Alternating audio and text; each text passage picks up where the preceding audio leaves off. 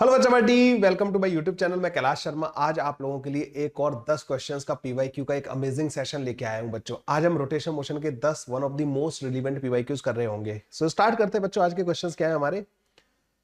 पहला क्वेश्चन बच्चों आप लोगों के सामने है, ये थोड़े पुराने पीवाईक्यूज है बच्चों, ये ध्यान रखिएगा। A rod of length 50 centimetre is pivoted at one end, it is raised such that it makes an angle of, if की जगह बच्चों इट होगा, ठीक है। It makes an angle of 30 degree from the horizontal as shown and release from the rest.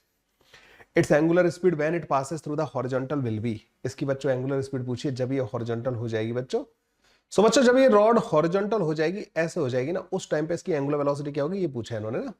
इसका बच्चों सेंट्रोमास यहाँ पे होगा। सेंट्रोमास बच्चों थोड़ी देर बाद यहाँ आ जाएगा। सेंट्रोमास बच्चों कितना नीचे आ गया ये देखो, क्योंकि इसमें भी बच्चों एनर्जी कंजर्वेशन प्रिंसिपल ही लगते हैं, ठीक है। कैसे करेंगे बच्चों इस वाले क्वेश्चन को सॉल्व हम लोग जो है, हमें बोलेंगे कि ये यहाँ से यहाँ तक की डिस्टेंस बच्चों l/2 के बराबर थी, तो ये l/2 sin 30 हो जाएगा, ठीक है। l/2 sin 30 इसका सेंटर ऑफ मास नीचे आया है, तो जो पोटेंशियल एनर्जी घटेगी ना बच्चों इसकी mg l/2 sin 30 के बराबर होगी, और यही एनर्जी बच्चों इसकी काइनेटिक एनर्जी में कन्वर्ट हो जाएगी, जो कि half I about hinge into omega square के बराबर हो जाएगी, ठीक है। ऐसे करके सॉल्व करते थे, बहुत ही आसान सा क्वेश्चन था बच्चों ये वाला। तो mg/l डिवाइडेड बाई 4 sin 30 की वैल्यू 1/2 पुट कर दी मैंने ना। हाफ आई होगा बच्चों यहाँ पे ml स्क्वायर डिवाइड बाई 3 के बराबर, ठीक है, इंटू ओमेगा का स्क्वायर। इसको बच्चों 2 को 2 टाइम्स काट देना, m और ये l काट देना बच्चों यहाँ से, ठीक है। तो ओमेगा की वैल्यू आ जाएगी बच्चों रूट के अंदर 3g डिवाइडेड बाई 2l के बराबर। ये आ जाएगा बच्चों हमारे पास आंसर। तो ओमेगा की वैल्यू रूट के अंदर 3g डिवाइड बाई 2l के बराबर होगी। लेंथ की एल की वैल्यू पुट कर दो बच्चों, एल कितना दे रखा है, ओके, तो वैल्यूज पुट करनी पड़ेंगी। 3g मतलब 30 डिवाइड बाई 2 इंटू एल हो गया बच्चों 1/2 के बराबर। तो रूट के अंदर 30 के बराबर आ रहा है, इसका आंसर तो है रूट के अंदर 30। ए ऑप्शन बच्चों इसका करेक्ट ऑप्शन आ जाएगा, ठीक है। A option is the correct option. चलिए बच्चों पहला क्वेश्चन हो गया हमारा ना। अगले क्वेश्चन पे आते हैं बच्चों। टू मोप clean a floor, a cleaning machine presses a circular mop of radius r vertically down with a force F and rotate it with a constant angular speed about its axis. If the force F is distributed uniformly over the mop and if the coefficient of friction between the mop and the floor is mu, the torque applied by the machine on the mop will be. तो बच्चों ये machine का torque पूछ रहे हैं बच्चों ना हमसे, टॉर्क जो लगाना पड़ेगा मशीन को इसको रोटेट कराने के लिए कांस्टेंट एंगुलर वेलोसिटी से।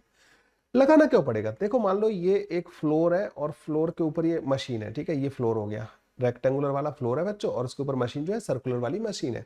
ये मशीन ऐसे दबा रही होगी और ये बच्चों ऐसे घूम रही होगी, है ना। इसके सेंटर से पास होने वाली एक्सिस का अबाउट बच्चों ये ऐसे घूम रहा होगा ओमेगा से।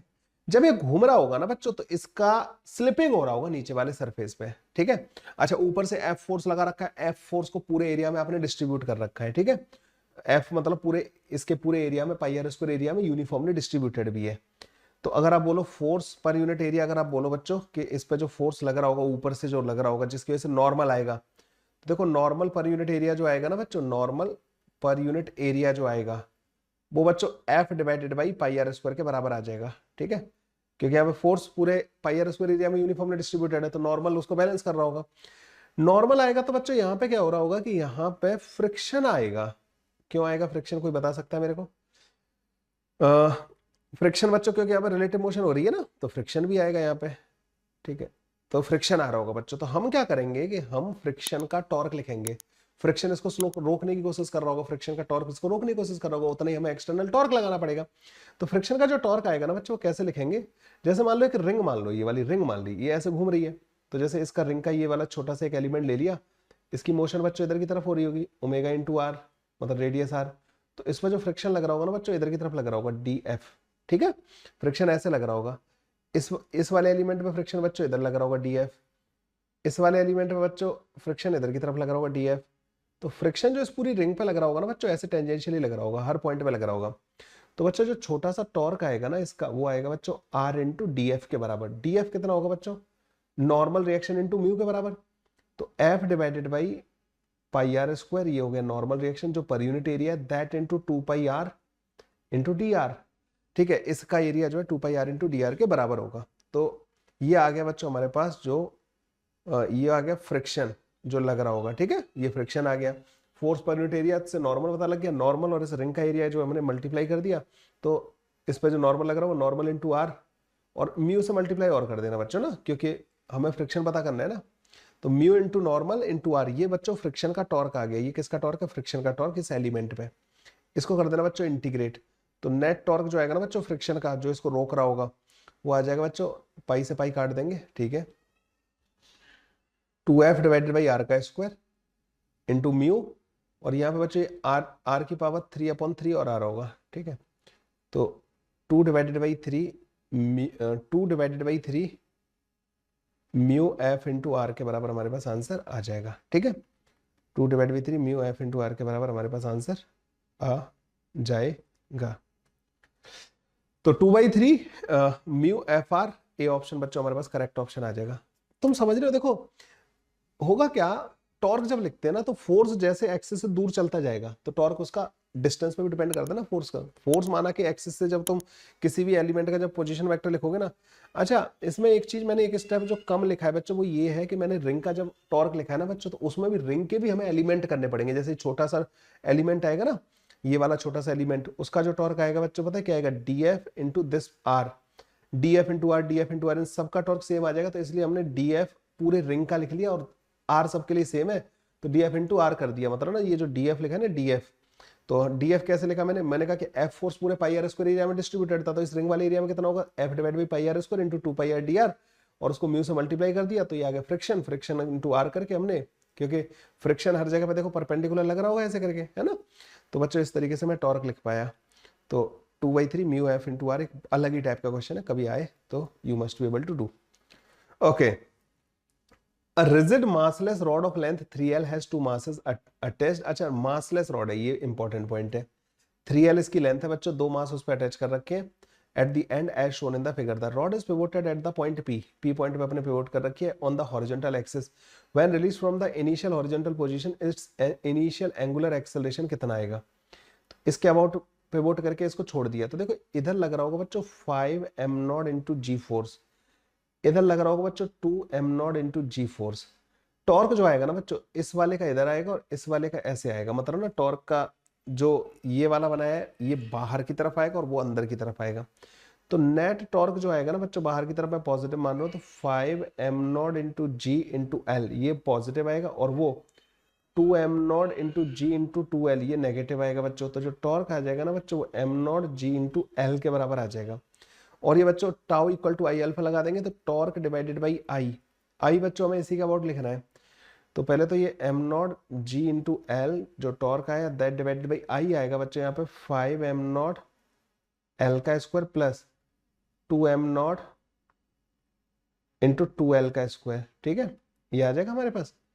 तो m0 से m0 काट देना बच्चों, g divided by 9l, g divided by 9l, ये सही लिखा है क्या मैंने यहाँ पे? अच्छा, मैंने एक गलती कर दी यहाँ पे ना, 5 माइनस का, अच्छा 5 माइनस का 4 था, ठीक है, ये भी सही लिखा है। 2m0 इंटू 2l का स्क्वायर, ये भी सही लिखा है। मोमेंट ऑफ इनर्शिया ऐसे लिखेंगे। रॉड का कोई मास है नहीं, ये सब सही तो लिखा था मैंने। टॉर्क की वैल्यू सही लिखी है, वो भी सही है, 5m0 into g into L, और उसका आएगा 2m0 into g into 2l, सब सही तो लिखा है। फिर क्या प्रॉब्लम आ रही है इसमें? Tau equal to I alpha, alpha मेरा गलत क्यों आ रहा है? जी डिवाइड बाई 9l आ रहा है, इसमें आंसर दे रखा है 13। एक मिनट, अच्छा मैंने यहाँ पे गलती कर दी, यहाँ पे 13 आएगा बच्चों ना, 4 दूनी 8 5 13, ठीक है, सही है। ये तो मैं सोचा था ना क्या गलती करके बैठा हूँ मैं। तो 13l करके बच्चों हमारे पास आ जाएगा, ये g डिवाइडेड बाई 13l के बराबर सी ऑप्शन बच्चों हमारा करेक्ट ऑप्शन आ जाएगा, ठीक है। Okay, let's move to the next question. The magnitude of the torque on a particle of mass 1 kilogram is 2.5 newton per metre about the origin, ठीक है। 1 kilogram के पार्टिकल पर जो टॉर्क लग रहा है वो 2.5 न्यूटन मीटर के बराबर लग रहा है ओरिजिन में। If the force acting on it is 1 newton, ठीक है, then the distance of the particle from the origin is 5 metre, then the angle between force and the position vector. इसको solve करो बच्चों। एंगल जो आता है ना बच्चों, तुम्हें पता है torque is equal to r F sine theta के बराबर होता है। इसकी वैल्यू बच्चों, टॉर्क की वैल्यू 5/2 के बराबर है, आर 1 फोर्स 1 के बराबर है बच्चों, ये r5 के बराबर है इंटू साइन थीटा। तो साइन थीटा की वैल्यू कितनी आ जाएगी बच्चों हमारे पास 1/2 के बराबर आ जाएगी। तो थीटा की दो वैल्यू आएंगी बच्चों ना, एक तो आएगी π/6 और एक आएगी बच्चों 5π/6। दोनों के लिए बच्चों सेम होगा है ना। तो यहाँ पे π/6 वाला ऑप्शन दे रखा है, कई बार 5π/6 वाला दे रखा होता है बच्चों, तब भी टॉर्क सेम ही आएगा। ठीक है, ध्यान रखना साइन थीटा की दोनों के लिए वैल्यू सेम होती है। चलिए भाई अगले क्वेश्चन पे आते हैं। A string is wound around a hollow cylinder of mass 5 kg and radius 0.5 meter. If the string is now pulled with a horizontal force of 40 Newton and the cylinder is rolling without slipping on the horizontal surface, then the angular acceleration of the cylinder will be। इसका angular acceleration बच्चों हमसे पूछा है। अच्छा, pure rolling motion हो रही है, ठीक है, ये ध्यान रखना।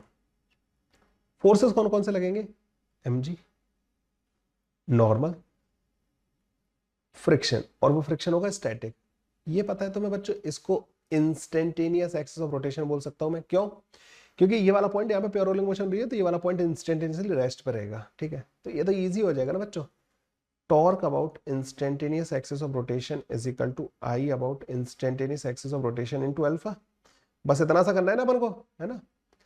ओके, इसके बाद जो टॉर्क आएगा ना बच्चों, वो आएगा 40 इंटू 2r, ये आएगा torque, and this should be equal to I. I इसके अबाउट क्या आएगा बच्चों, कैसा सिलेंडर है, हॉलो सिलेंडर है, तो सेंटर ऑफ मास के अबाउट मोमेंट ऑफ इनर्शिया होता है इसका mr², पैरेलल एक्सिस थ्योरम लगा दो, mr² और ऐड कर दो, दैट इनटू अल्फा। ठीक है, तो ये 2mr² आ जाएगा। तो अल्फा की वैल्यू बच्चों 80r divided by 2m, m की वैल्यू कितनी दे रखी है 5 के बराबर, इंटू r का स्क्वायर। r बच्चों इन्होंने 1/2 के बराबर दे रखा है, पहले तो इसको काट देना, इससे ये कट जाएगा। 8 डिवाइडेड बाई 1/2, ये आ जाएगा बच्चों 16 रेडियन पर सेकेंड स्क्वायर के बराबर। ठीक है, ये आ जाएगा बच्चों हमारे पास आंसर। बी ऑप्शन बच्चों करेक्ट ऑप्शन होगा। ठीक है, बी ऑप्शन बच्चों इस वाले का करेक्ट ऑप्शन हमारे पास आ जाएगा। अगले क्वेश्चन पे चलते हैं बच्चों, एक और question. A thin smooth rod of length L and mass m is rotating freely with an angular velocity omega naught about an axis perpendicular to the rod and passing through its center. Two beads of mass m and negligible size are at the center of the rod initially. The beads are free to slide along the rod. The angular velocity, यहां पे question में थोड़ा incomplete है ना, angular velocity of system when beads reaches ends of rod. ठीक है, तो ये है बच्चों क्वेश्चन ना। तो यहाँ पे क्या था बच्चों, पहले दो ये रॉड बच्चों आप ऐसे रोटेट करा रहे थे इसको ना, इसके सेंटर मास से पास होने वाली एक्सिस का आप इसको रोटेट करा रहे थे।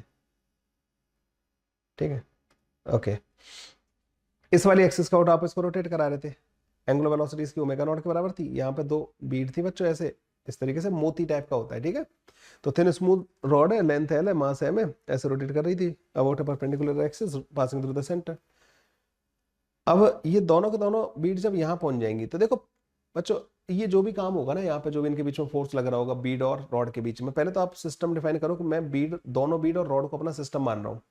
तो कोई एक्सटर्नल टॉर्क लग रहा है क्या इन पे, कोई एक्सटर्नल टॉर्क यहाँ पे नहीं लग रहा है। ठीक है, टॉर्क एक्सटर्नल 0 है। तो एंगुलर मोमेंटम इनिशियल जो होगा ना बच्चों, वो एंगुलर मोमेंटम फाइनल के बराबर होगा। तो रॉड का जो एंगुलर मोमेंटम आएगा ना बच्चों, वो ml² divided by 12 into omega naught आएगा पहले। ठीक है, ml², m बच्चों कैपिटल M वाला होगा ये। ठीक है, इनका तो मोमेंट ऑफ इनर्शिया आएगा नहीं दोनों इनका। जब ये दोनों एंड पे पहुंच जाएंगे ना बच्चों, तब मोमेंट ऑफ इनर्शिया हो जाएगा ml² divided by 12 plus 2 times m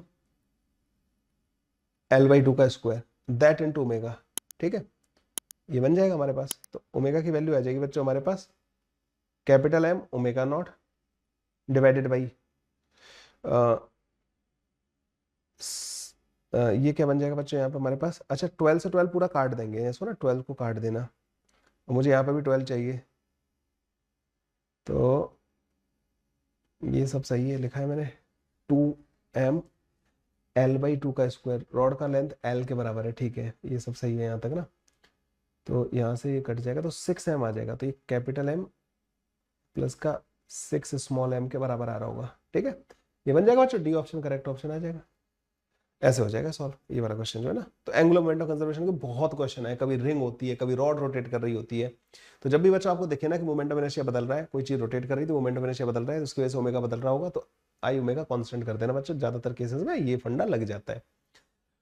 अगला क्वेश्चन बच्चों, अ particle of mass m is moving along the trajectory given by this equation. x दे रखा है अपन को, y दे रखा है बच्चों ना, दोनों हमें इस तरीके से दे रखे हैं। The torque acting on the particle about the origin at t equal to 0, t equal to 0 पे जो टॉर्क लग रहा होगा बच्चों, अबाउट द ओरिजिन पूछा है, ठीक है।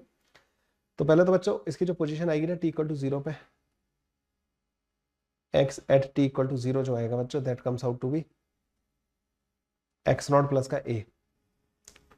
तो बच्चों जो y की वैल्यू आएगी ना t इक्वल टू 0, y की वैल्यू t इक्वल टू 0 पे लिख लेते हैं। y की वैल्यू t इक्वल टू 0 रखते हैं, यहाँ पे y नॉट के बराबर आ जाएगी, ठीक है। y नॉट के बराबर आ गई, y की वैल्यू आ गई हमारे पास, x की वैल्यू आ गई। अब टॉर्क जो लिखते हैं ना बच्चों, जैसे इसका पोजीशन वेक्टर जो पार्टिकल का आ गया ना, वो ये आ गया हमारे पास x नॉट प्लस का a i कैप प्लस का y नॉट j कैप, ठीक है। ये r वेक्टर आ गया हमारे पास। फोर्स जो होता है ना बच्चों, फोर्स पता करने के लिए हमें एक्सेलरेशन पता करना पड़ेगा, और एक्सेलरेशन पता करने से पहले मुझे वेलोसिटी पता करनी पड़ेगी। तो वेलोसिटी होती है बच्चों dx बाई dt। तो ये आएगी बच्चों माइनस का a omega 1 sine omega t I cap plus का b omega 2 cos omega t j cap, ठीक है। एक्सेलरेशन जो आएगा ना बच्चों, वो आएगा हमारे पास a ओमेगा 1 का square cos omega 1 into T minus का b ओमेगा 2 का square sine omega 2 into T J cap, ठीक है। ये आ जाएगा हमारे पास एक्सेलरेशन। बस सिंपल सा मैंने आर वेक्टर को डिफरेंशिएट कर दिया, इस वाले आर वेक्टर को ना, फंक्शन ऑफ टाइम जो है, ठीक है। फोर्स जो होगा बच्चों वो m इंटू ए के बराबर होगा। तो पार्टिकल ऑफ मास m है, तो m और t इक्वल टू 0 पुट कर देना। फोर्स की वैल्यू हमें t इक्वल टू 0 पे चाहिए, तो t इक्वल टू 0 पे ये बच्चों हमारे पास 1 हो जाएगा। तो माइनस का a m ओमेगा 1 का स्क्वायर आई कैप, और ये 0 हो जाएगा, ठीक है। ये आ गया हमारे पास फोर्स। और आर वेक्टर हमारे पास कितना दे रखा है बच्चों, आर वेक्टर दे रखा है एक्स नॉट प्लस का ए आई कैप प्लस का वाई नॉट जे कैप, ठीक है। ओके, जब आप टॉर्क कैलकुलेट करते हो ना बच्चों, तो टॉर्क होता है r vector cross F vector के बराबर। आप इसको क्रॉस करोगे इसके साथ, तो पहले आई कैप और आई कैप का क्रॉस तो 0 हो जाएगा, पहला वाला टर्म तो 0 आ जाएगा। अब जे कैप क्रॉस माइनस का आई कैप, देखो एक्स इधर होता है, वाई इधर होता है, माइनस का एक्स इधर होता है।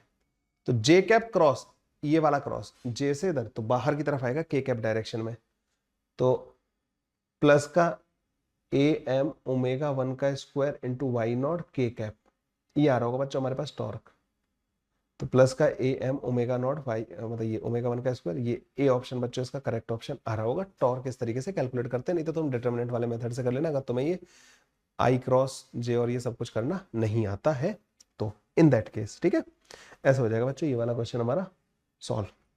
बढ़िया क्वेश्चन था टॉर्क का। ओके, अगले क्वेश्चन पे आते हैं बच्चों। A thin disc of mass capital M and radius R has mass per unit area sigma is equal to kr square where r is the distance from its center. The moment of inertia about an axis going through its center of mass and the perpendicular to its plane is, ये बच्चों repeat हुआ है दोबारा ना। ये question अभी recently मैंने शायद दूसरे पीडीएफ में, दूसरे वाले वीडियो में शायद कराया है ये वाला क्वेश्चन ना। तो यहाँ पे बच्चों क्या दे रखा है कि एक डिस्क दे रखी है जिसका सिग्मा दे रखा है हमें के आर स्क्वायर। तो हम इसमें बच्चों रिंग एलिमेंट लेके करते हैं इस टाइप के क्वेश्चन को ना। तो यहाँ पे आप जो है एक काम करोगे, स्मॉल आर रेडियस का एक रिंग एलिमेंट ले लोगे, ठीक है। स्मॉल आर रेडियस का एक रिंग एलिमेंट ले लोगे, ये स्मॉल आर रेडियस का हो गया। इसका जो डीएम आएगा ना बच्चों, वो आएगा सिग्मा जो कि के आर स्क्वायर के बराबर है यहाँ पे, that into 2 pi are into D R, ठीक है। इसको पहले तो इंटीग्रेट करके मास और के का रिलेशन पता कर लेना। तो मास आ जाएगा बच्चों यहाँ से 2 पाई के आर की पावर 4/4 के बराबर, ये टोटल मास का रिलेशन आ गया। ये तो पहला काम हो गया।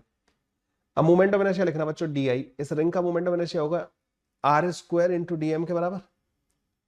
तो जब आप इसको इंटीग्रेट करोगे तो r square into d m कितना आ रहा होगा बच्चे यहाँ पे, डीएम आ रहा होगा के आर का square 2 pi are into D R, ठीक है। तो मोमेंट ऑफ इनर्शिया बच्चों हमारे पास आ जाएगा I equal to 2 pi into के आर की पावर 6/6 के बराबर। मतलब ये बन गया ना हमारे पास आर की पावर 6/6 बन गया ना, ठीक है। ये जो 2 पाई के आर की पावर 4 है ना बच्चों, ये 4m के बराबर रख देना यहाँ पे ना। तो 4m आर का स्क्वायर डिवाइड बाई 6 बन गया हमारे पास। तो आई की वैल्यू आ जाएगी बच्चों 2m are square divide by 3 के बराबर है। ये आर का स्क्वायर है बच्चों ना इन सारे ऑप्शंस में ना, आर का स्क्वायर है। बी ऑप्शन बच्चों हमारे पास करेक्ट ऑप्शन आ जाएगा। ये रिपीट हुआ है क्वेश्चन ना, सिमिलर टाइप के क्वेश्चन मतलब बार बार आते रहते हैं इसके ना, you should be ready for this kind of questions. ठीक है, पिछला वाला हो गया ना। ओके, अगले वाले पे आते हैं बच्चों, अगले क्वेश्चन पे। As shown in the figure, a bob of mass m is tied by a massless string whose other end portion is wound by a flywheel disc of the radius r and mass m. When released from the rest, the bob start falling vertically. When it has covered a distance of h, the angular speed of the wheel will be. तो जब इसने h distance cover कर ली होगी ना बच्चों, उस time पे angular speed के बारे में बात कर रहे हैं, तो ये इसके पास भी तो v स्पीड आ गई होगी और ये ओमेगा से घूमने लग गया होगा, तो इसकी पोटेंशियल एनर्जी घटी है बच्चों ना। ऐसे सॉल्व करेंगे इस टाइप के क्वेश्चन को, जो पोटेंशियल एनर्जी घटी है ना बच्चों, वही तो दोनों के पास काइनेटिक एनर्जी आई है। तो m into g into h ये बराबर होना चाहिए बच्चों half m into v square plus का हाफ i। अब ये जो है ना डिस्क की तरह ट्रीट करना है इसको ना, तो M r square divided by 2 into omega square.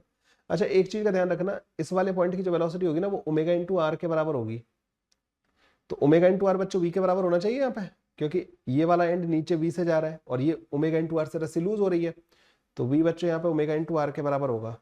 तो m into g into h ये बराबर आ जाएगा बच्चों हमारे पास half m,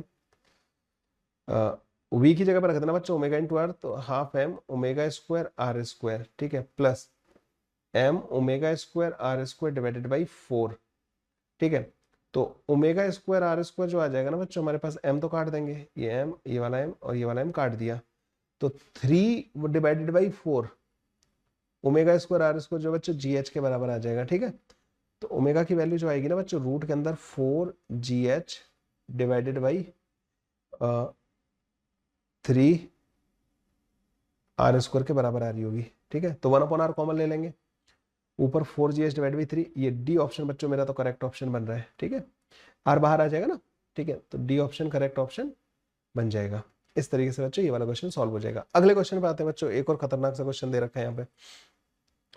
to uniform thick wheel with moment of inertia I and radius, or sorry, two nahi, a uniformly thick wheel with moment of inertia I and radius r is free to rotate about its center of mass, जो कि यहाँ पे मैं दिखाई दे रहा है, इसका moment of inertia बच्चों i के बराबर है। A massless string is wrapped over the rim and the two block of mass m1 and m2, m1 बड़ा है बच्चों m2 से, ठीक है, are attached to the end of the string. The system is released from the rest. The angular speed of the wheel when m1 descend a distance h, जब m1 वाला h नीचे आ जाएगा ना उस टाइम पे उसकी क्या पूछ रहे हैं बच्चे, एंगुलर स्पीड व्हील की पूछ रहे हैं।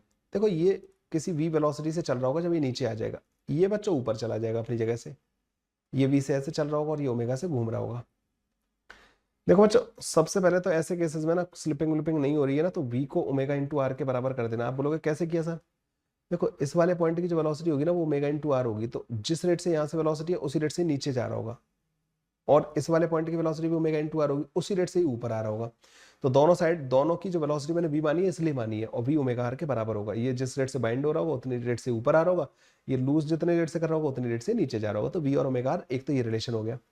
इसमें बच्चों एक की पोटेंशियल एनर्जी घट रही है m1GH, ये घटी है, दूसरे की बढ़ी है m2GH, और दोनों का जो डिफरेंस है ना बच्चों वो काइनेटिक एनर्जी के चेंज के बराबर होगा। ज्यादा घटी होगी बड़ी कम होगी, है ना, इनका डिफरेंस बच्चों काइनेटिक एनर्जी के चेंज के बराबर होगा। तो half m1v² plus half m2v²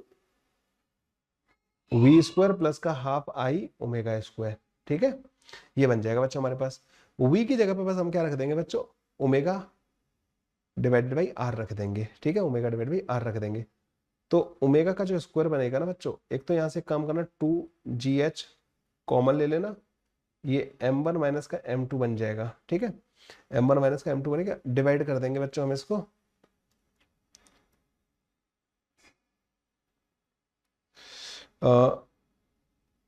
m1 v की जगह पर ओमेगा इंटू आर रखेंगे ना, तो m1 आर का स्क्वायर प्लस m2 आर का स्क्वायर प्लस का i, ये बन जाएगा बच्चों हमारे पास। ओमेगा स्क्वायर का वैल्यू ओमेगा को करेंगे तो इसका पावर 1/2 कर देना, बस पावर 1/2 करते बच्चों हमारे पास ये आंसर आ जाएगा।